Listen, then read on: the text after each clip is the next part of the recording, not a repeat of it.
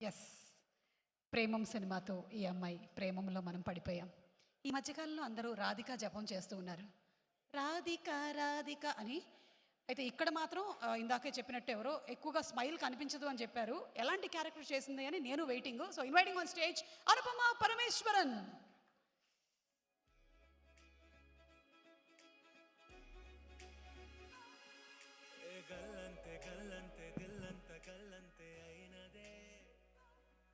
అనుపమ మాట్లాడే ముందు ఒక చిన్న చెప్పండి. ఒక వీడియో ఉంది.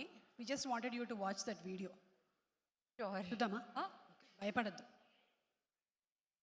చూద్దాం. Video please.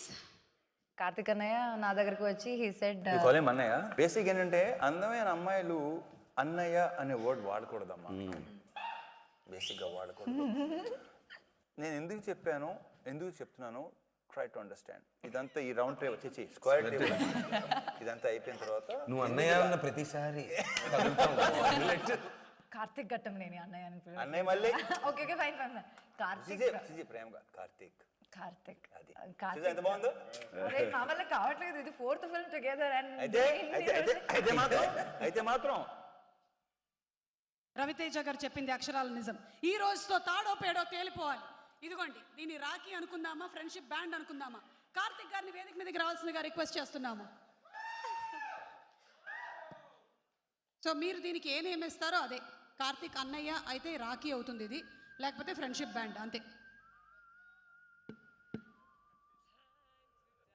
అంటే 4th సినిమా కదా, అన్నయ్య అని పిలిచి పిలిచి పిలిచి చాలా అలవాటు అయిపోయింది. నన్ను చాలా తక్కువ మందిని అలా పిలుస్తాను.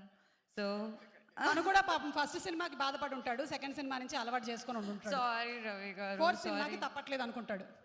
ఇక ఇవాళతో డిసైడ్ అయిపోయిందని డిసైడ్ అవుతాడు. ఎస్.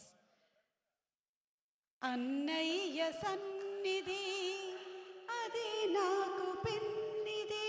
అమ్మో, ఆ దేవజాన్ గారి మ్యూజిషియన్స్ వచ్చేస్తారేమో వాయించడానికి. ఓ దట్స్ రియలీ మీ బాండ్ ఇలాగే హ్యాపీగా హాయిగా ఉండాలి అని.